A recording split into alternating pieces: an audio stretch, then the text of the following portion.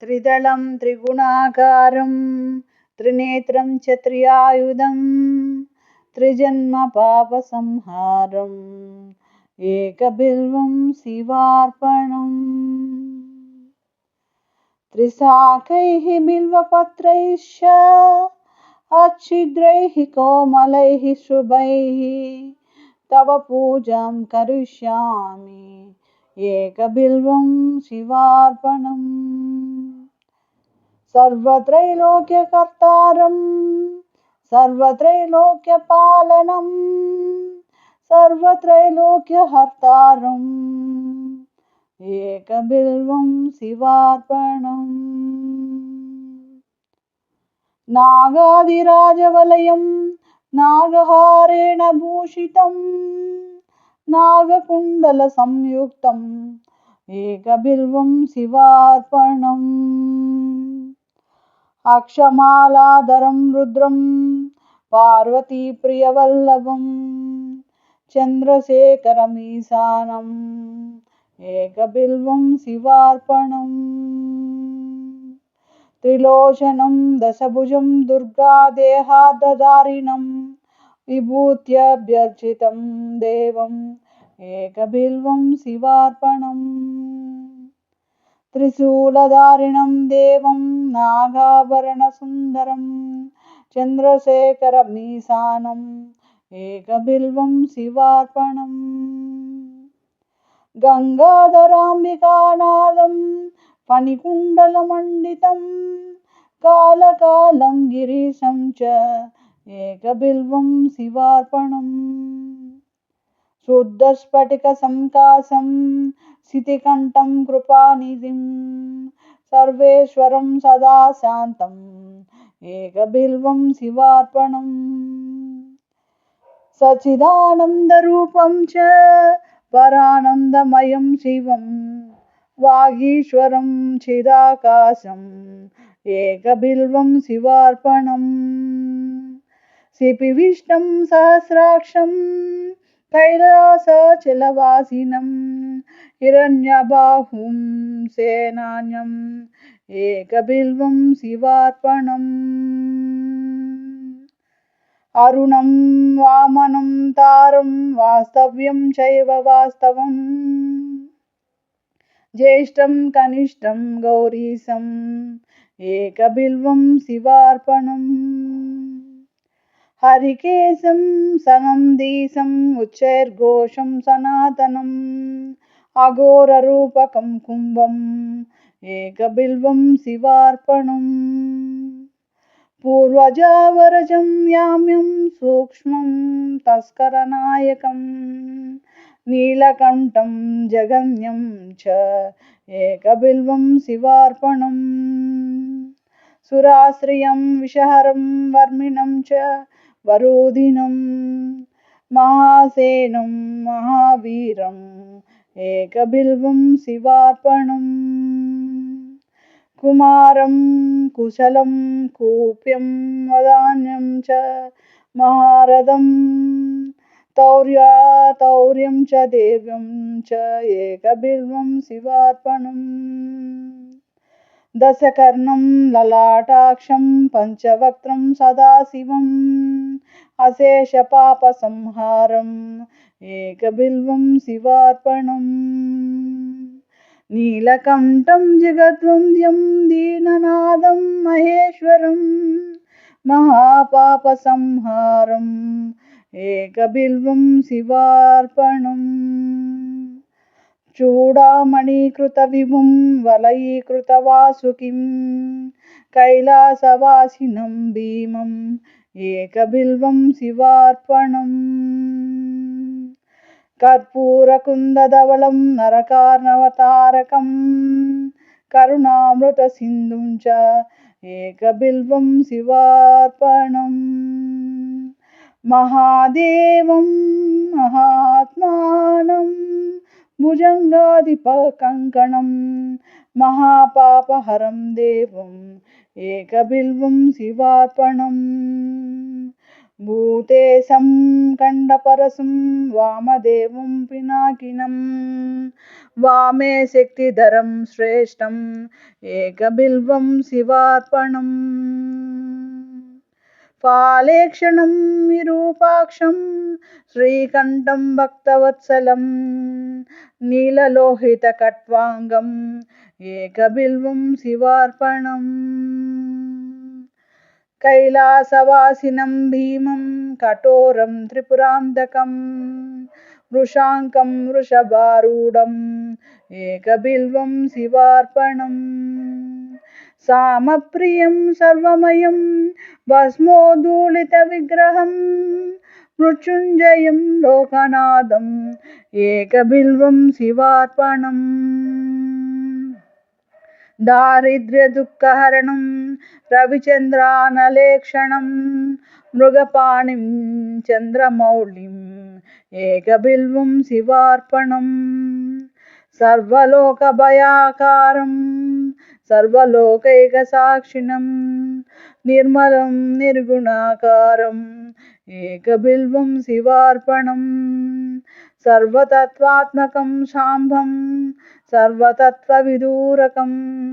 సర్వతత్వస్వరూపం చ ఏకబిల్వం శివార్పణం సర్వలోకగురుస్థానం సర్వలోకవరప్రదం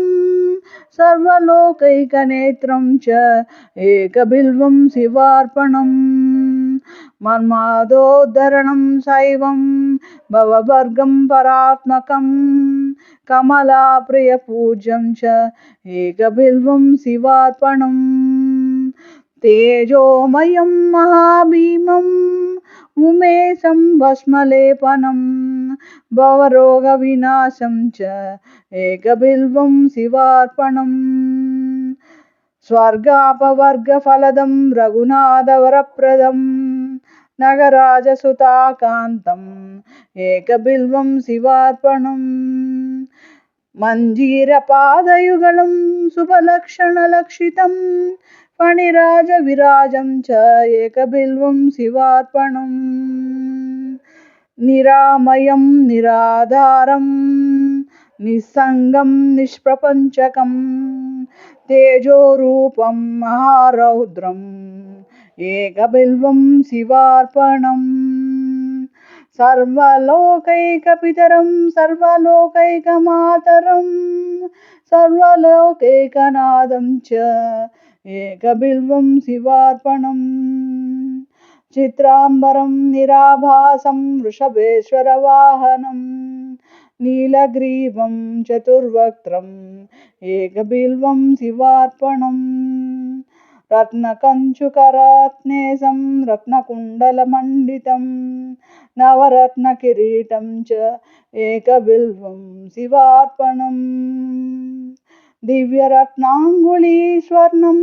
కంఠాభరణభూషితం నానారత్నమణిమయం ఏకబిల్వం శివార్పణం రత్నాంగుళీయ విలసత్కరశాఖానఖప్రభం భక్తమానసగేహం చ ఏకబిల్వం శివార్పణం వామాంగభాగవిలసదంబికా వీక్షణప్రియం పుండరీకనిభాక్షం చ ఏకబిల్వం శివార్పణం సంపూర్ణకామదం సౌఖ్యం భక్తేష్టఫలకారణం సౌభాగ్యదం హితకరం ఏకబిల్వం శివార్పణం నానాశాస్త్రగుణోపేతం స్ఫురన్మంగళవిగ్రహం విద్యావిభేదరహితం ఏకబిల్వం శివార్పణం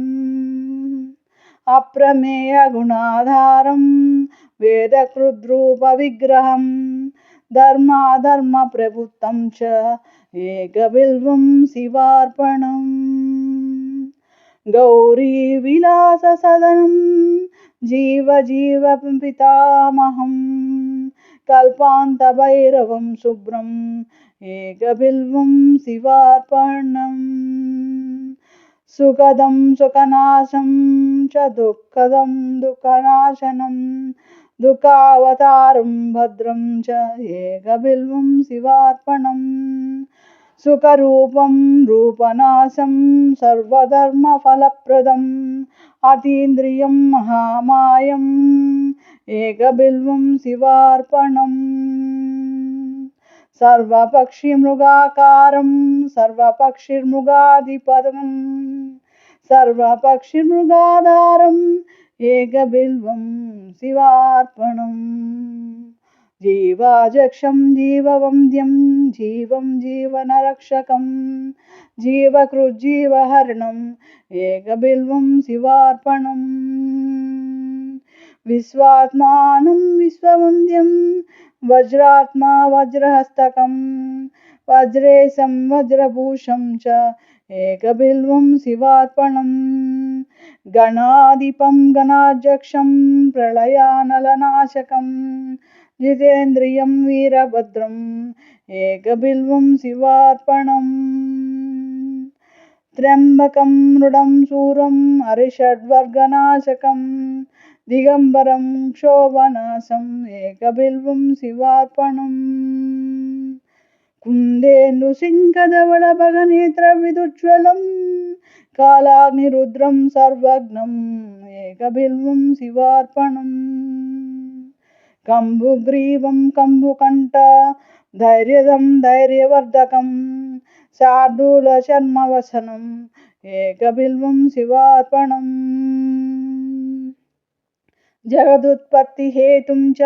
जगत्प्रलयकारणं पूर्णानन्दस्वरूपं च एकबिल्वं शिवार्पणम्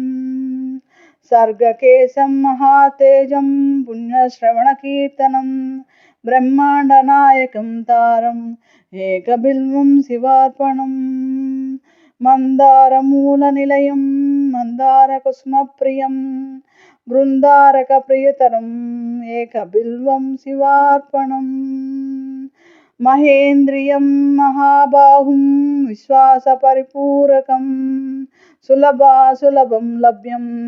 एकबिल्वं शिवार्पणम् बीजाधारं बीजरूपं निर्बीजं बीजवृद्धिदं परेशं बीजनाशं च एकबिल्वं शिवार्पणम् युगाकारं युगाधीशं युगकृद्युगनाशकं परेशं बीजनाशं च एकबिल्वं शिवार्पणम् दूर्जटिं पिङ्गलजटं जटामण्डलमण्डितं कर्पूरगौरं गौरीशम् एकबिल्वं शिवार्पणम् सुरावासं जनावासं योगीशं योगिपुङ्गवं योगदं योगिनां सिंहम् एकबिल्वं शिवार्पणम् उत्तमानुत्तमं तत्त्वम्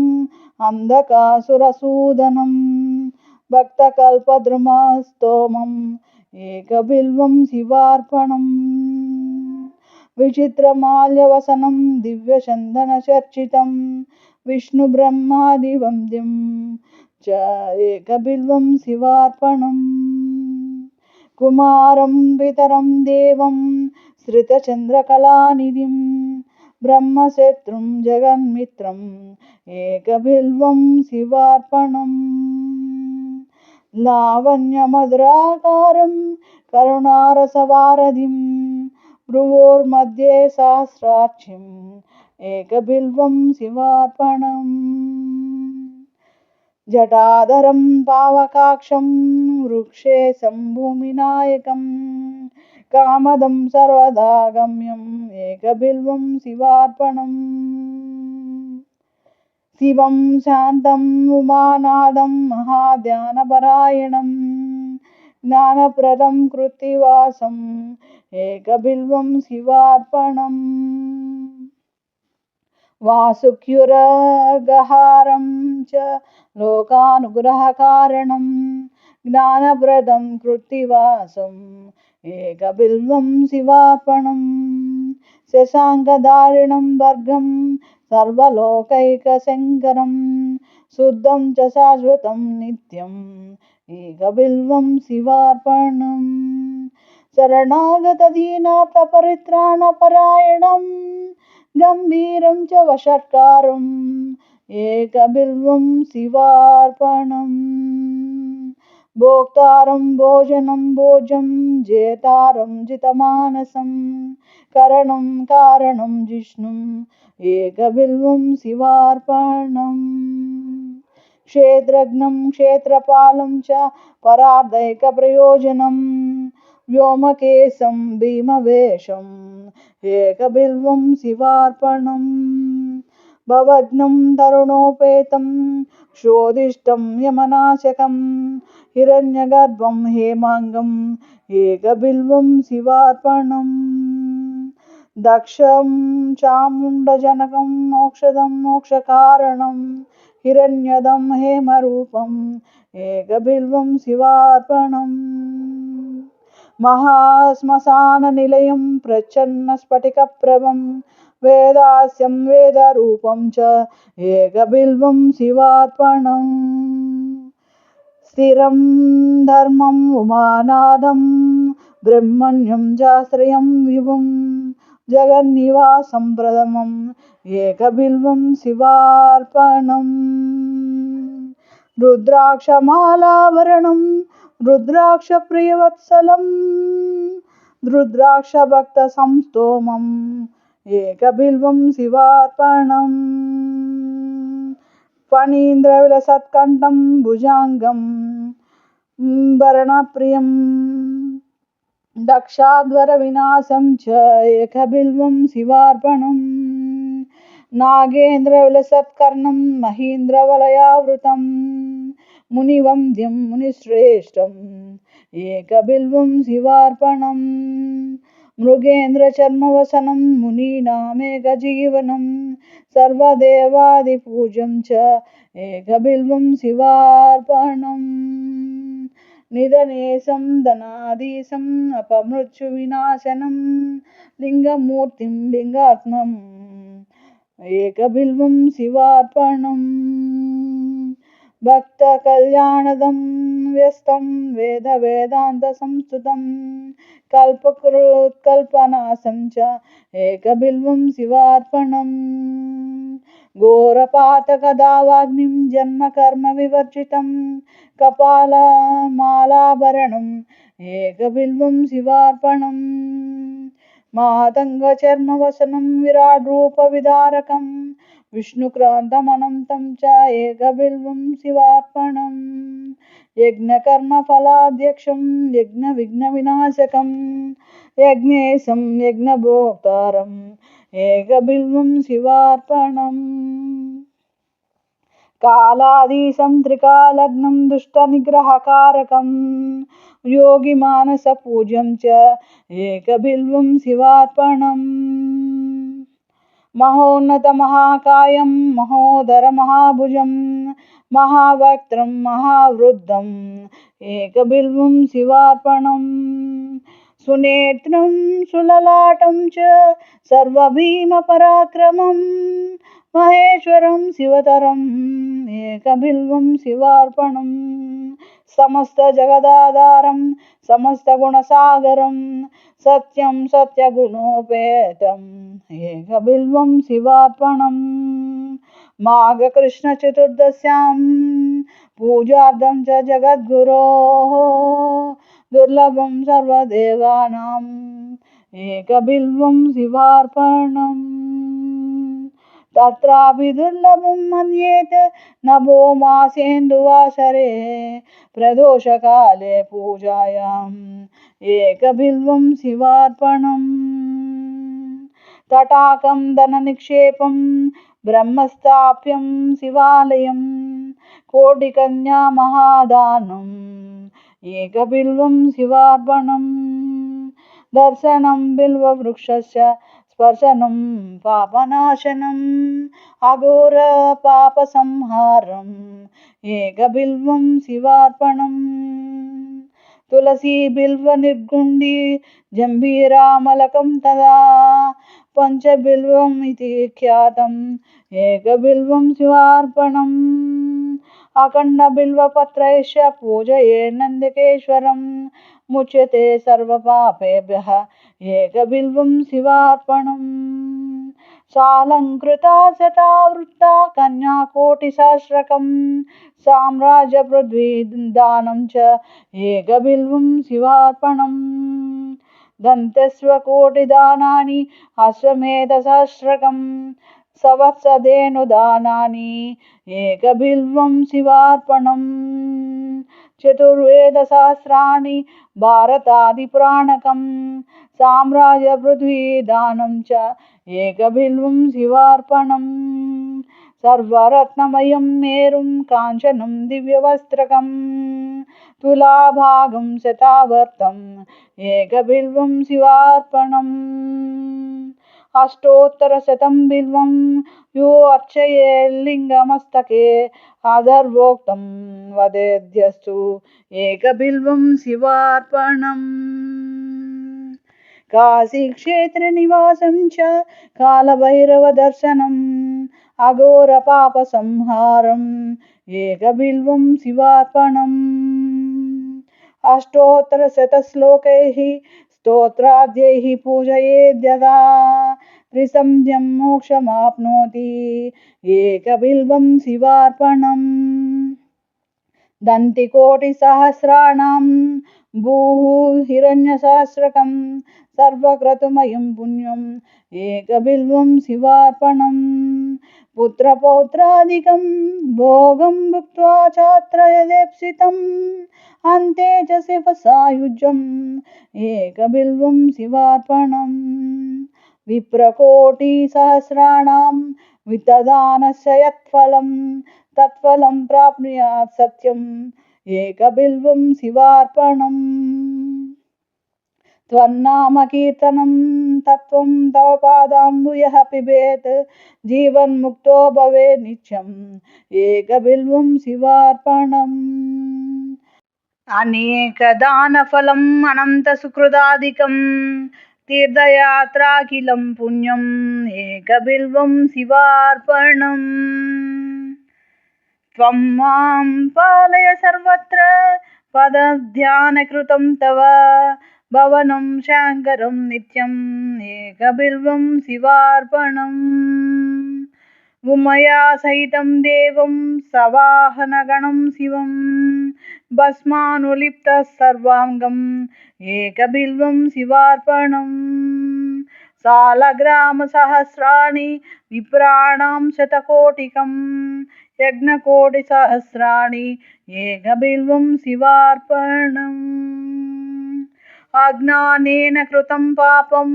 ज्ञानेनापि कृतं च यत् तत्सर्वं नाशायां पातु एकबिल्वं शिवार्पणम् एकैकबिल्वपत्रेण कोटियज्ञफलं भवेत् महादेवस्य पूजार्थम् एकबिल्वं शिवार्पणम्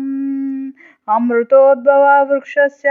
महादेवप्रियस्य च मुच्यन्ते कण्टकाघातात् कण्टकेभ्यो हि मानवाः एककाले पठे नित्यं सर्वशत्रुनिवारणं द्विकाले च पठे नित्यं मनोरथफलप्रदं त्रिकाले च पठे नित्यम् आयुर्वर्धोधनप्रदम् अचिरात् कार्यसिद्धिं च लभते नात्र संशयः एककालं द्विकालं वा त्रिकालं यः पठे नरः लक्ष्मीप्राप्तिशिवावासः शिवेन सह मोदते कोटिजन्म कृतं पापम् अर्चनेन विनश्यति सप्तजन्म कृतं पापं श्रवणेन विनश्यति जन्मान्तरकृतं पापं पठनेन विनश्यति दिवारात्रकृतं पापं